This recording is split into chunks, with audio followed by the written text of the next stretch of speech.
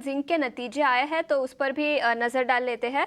Revenue 7,550 crore पे आया है चौथी तिमाही के। ईयर ऑन ईयर बेसिस पर देखें तो डिक्लाइन है, लेकिन ईयर ऑन ईयर बेसिस पर decline in any case expected था। जिंक प्राइसेस गिरे हैं जिसके चलते ईयर ऑन ईयर बेसिस पर नतीजे कमज़ोर दिखेंगे। मार्जिन्स की बात करें तो 48.3% पे मार्जिन्स आए हैं। हमारा अनुमान 47.8% के आसपास था, तो अनुमान से कंपेयर करें तो मार्जिन्स भी थोड़े से कमज़ोर दिख रहे हैं। रेवेन्यूज़ की बात करें तो 7,549 करोड़ अनुमान के बिल्कुल मुताबिक आया है। 7,530 करोड़ के आसपास का अनुमान था, तो अनुमान के मुताबिक रेवेन्यू, लेकिन मार्जिन्स में थोड़ी सी गिरावट देखने को मिली है अनुमान से कंपेयर करें तो। सीक्वेंशियल बेसिस पर देखें तो लास्ट टाइम मार्जिन्स 48.2% पे थे थर्ड क्वार्टर में, तो लार्जली फ्लैट रहे हैं। 8.3% पे आए हैं मार्जिन्स इस क्वार्टर में। याद रखिए जिंक प्राइसेस गिरे हैं सीक्वेंशियल बेसिस और ईयर ऑन ईयर बेसिस पर, जिसके चलते थोड़ा सा इम्पैक्ट देखने को मिला है। उसके साथ ही साथ कॉस्ट ऑफ प्रोडक्शन गिरा, जिसके चलते मार्जिन्स पर भी कुछ इम्पैक्ट देखने को मिला। और जिंक वॉल्यूम्स हायर साइड पे थे इस क्वार्टर में, जिसके चलते रेवेन्यूज़ में जिंक प्राइसेस गिरे, उसके बावजूद थोड़ा लिमिटेड इम्पैक्ट दिखाई दिया। स्टॉक की बात करें तो अब लाल निशान में ट्रेड कर रहा है। जैसे मैंने बताया मार्जिन्स अनुमान से कमज़ोर आया है, शायद इसलिए स्टॉक में भी गिरावट देखने को मिल रही है। सोनी जी, मैं आपके पास आना चाहूँगी। मेटल प्लेयर्स पिछले कुछ दिनों से फोकस में रहे हैं। आज भी निफ्टी मेटल इंडेक्स में शानदार तेज़ी दिखाई दे रही है, लेकिन हिंदुस्तान जिंक इन पर्टिकुलर बात करें तो इस पर क्या राय रहेगी?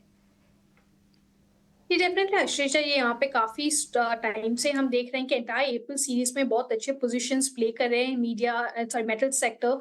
एंड हिंद सिंह की अगर हम बात करें तो थोड़ा सा एक अपमूव के बाद 4 दिन की गिरावट और कंसोलिडेशन साइडवेज ट्रेंड पकड़ के रखा है। बट अभी भी हम देखेंगे तो सपोर्ट 385 388 जोन को ब्रेक किया नहीं, तो मेरे ख्याल से जब तक वो सपोर्ट ब्रेक नहीं करता है साइडवेज रह सकता है एट बेस्ट। बट यहाँ से एक after the sideways trend 415 resistance है, उसके ऊपर आप देखेंगे तो 440 को रीटेस्ट कर सकता है।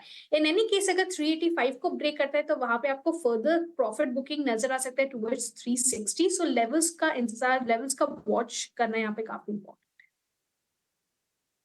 ठीक है, तो ये राय थी हिंदुस्तान जिंक पर। नतीजों के चलते स्टॉक में गिरावट देखने को मिली है। पिछले कुछ मिनटों में स्टॉक में गिरावट देखने को मिली और अब 1% की गिरावट के साथ स्टॉक ट्रेड करता हुआ नजर आ रहा है। इंजीनियरिंग के भी नतीजे आए हैं, उस पर भी नजर डाल देते हैं। रेवेन्यूज करीब करीब 565 करोड़ पे आए हैं चौथी तिमाही के लिए। ईयर ऑन ईयर बेसिस पर 33% का ग्रोथ देखने को मिला है। इसके अलावा मार्जिन्स की बात करें तो वहां पर भी सॉलिड अपटिक दिखा है। 24% पे मार्जिन्स रिपोर्ट किए हैं कंपनी ने, वर्सेस 22% जो कंपनी ने same time last year report किए थे। तो सालाना आधार पर देखें तो रेवेन्यू, प्रॉफिट आफ्टर टैक्स, सभी पैरामीटर्स पर नतीजे काफ़ी अच्छे हैं, जिसके चलते स्टॉक में भी आज काफ़ी अच्छा उछाल पिछले कुछ मिनटों में देखने को मिला है। आदित्य, मैं आपके पास आना चाहूँगी। क्या व्यू बनता है एलिकॉन इंजीनियरिंग पर? अभी अभी नतीजे आए हैं, स्टॉक में अच्छी रैली भी दिखाई दी है, आपका क्या व्यू बनेगा? शेषा, बहुत शानदार तेजी देखी हमने स्टॉक में, लगातार हाई हायर लो बनाता आया है स्टॉक। अब एक रेजिस्टेंस है इसका 1120-25, ये जो लेवल है इसके बीच में रेजिस्टेंस है। इनफैक्ट अगर हम आज का हाई भी देखें तो वहीं पर स्टॉक रेजिस्टेंस लेके थोड़ा पुल बैक आया है वहां से।